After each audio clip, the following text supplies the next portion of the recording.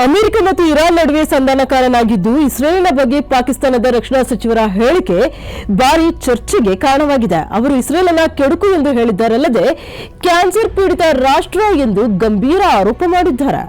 Israel ಮಾನವ ಕೋಟಿಗೆ ಎದುರಾದ ಶಾಪ ಅಂತ ಅವರು ಹೇಳಿದ್ದಾರೆ. ತಾಜಾ ಆಸಿಫ್ ಅವರ ಈ ಹೇಳಿಕೆ ಭಾರಿ ಮಹತ್ವವನ್ನ ಪಡೆದಿದೆ.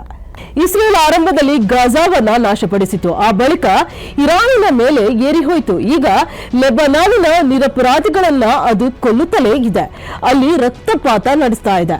ಫಲಸ್ತೀನ್ ಮಣ್ಣಿನಲ್ಲಿ ಈ ಕ್ಯಾನ್ಸರ್ ಪೀಡಿತ ರಾಷ್ಟ್ರವು ಉಂಟು ಮಾಡಿರುವ ಕ್ರೌರ್ಯಗಳು ನರಕದಲ್ಲಿ ಬೆಂಕಿಗಾಹುತಿಯಾಗುತ್ತಿರುವ ಯುರೋಪಿನ ಯಹೂದಿಗಳನ್ನ ವಿಮೋಚಿಸಬಹುದು ಎಂದು ನಾನು ನಿರೀಕ್ಷಿಸುತ್ತೇನೆ ಮತ್ತು ಪ್ರಾರ್ಥಿಸುತ್ತೇನೆ ಅಂತ ಖ್ವಾಜಾ ಆಸಿಫ್ ಅವರು ಟ್ವೀಟ್ ಮಾಡಿದ್ದಾರೆ.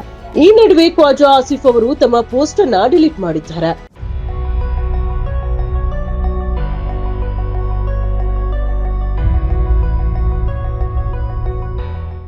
ಈ ಟ್ವೀಟ್ ಇಸ್ರೇಲ್ ಅನ್ನ ಕೆರಳಿಸಿದೆ. ಪ್ರಧಾನಿ ನೆತನ್ಯಾಹು ಅವರು ಈ ಟ್ವೀಟ್ನಿಂದ ವಿಚಲಿತರಾಗಿದ್ದಾರೆ. ಇಸ್ರೇಲ್ ಅನ್ನ ನಿರ್ಮೂಲನೆ ಮಾಡುವುದಾಗಿ ಹೇಳಿರುವ ಪಾಕಿಸ್ತಾನದ ರಕ್ಷಣಾ ಸಚಿವರ ಹೇಳಿಕೆಯು ಆಕ್ರಮಣಕಾರಿಯಾದದ್ದು ಎಂದು ಹೇಳಿದ್ದಾರೆ. ಸಂಧಾನ ಮಾತುಕತೆಗೆ ಮಧ್ಯಸ್ಥಿಕೆ ವಹಿಸಿರುವ ಒಂದು ಸರ್ಕಾರದ ಸಚಿವ ಇಂಥದ್ದೊಂದು ಹೇಳಿಕೆ ನೀಡುವುದನ್ನ ಒಪ್ಪಲಾಗದು ಎಂದು ನೆತನ್ಯಾಹು ಹೇಳಿದ್ದಾರೆ.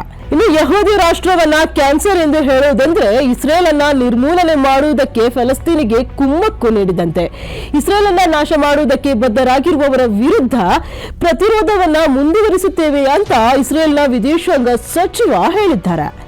ಸಂಧಾನ ಮಾತುಕತೆಗೆ ಮಧ್ಯಸ್ಥಿಕೆ ವಹಿಸುತ್ತೇನೆ ಎಂದು ಹೇಳುವ ಸರ್ಕಾರದ ಈ ಹೇಳಿಕೆಯು ಧರ್ಮ ವಿರೋಧಿ ಮತ್ತು ಇದನ್ನ ನಾವು ಗಂಭೀರವಾಗಿ ಪರಿಗಣಿಸುತ್ತೇವೆ ಅಂತ ಇಸ್ರೇಲ್ ಹೇಳಿದೆ. ಇದೇ ವೇಳೆ ಸಂಧಾನದ ಮೇಲೆ ಈ ಹೇಳಿಕೆ ಪರಿಣಾಮ ಬೀರಬಹುದು ಎಂಬ ಪ್ರಶ್ನೆಯೂ ಕೂಡ ಗೆದ್ದಿದೆ.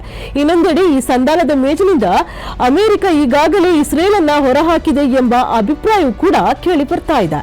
ಇಸ್ರೇಲ್ ಅನ್ನ ಸಂಧಾನದ ಮೇಜಿನಲ್ಲಿ ಪರಿಗಣಿಸದೆ ಇರುವುದರಿಂದ ಪಾಕಿಸ್ತಾನ ಇಂಥದ್ದೊಂದು ಹೇಳಿಕೆ ನೀಡಿದೆ ಎಂಬ ಅಭಿಪ್ರಾಯ ಕೂಡ ಇದೆ. ಇನ್ನೊಂದು ಕಡೆ ಅಮೆರಿಕ ಕೂಡ ಇಸ್ರೇಲ್ ಅನ್ನ ದೂರ ಇಡಲು ಪ್ರಾರಂಭಿಸಿದೆ ಎಂಬ ಅಭಿಪ್ರಾಯ ಕೂಡ ಕೇಳಿ ಬರ್ತಾ ಇದೆ.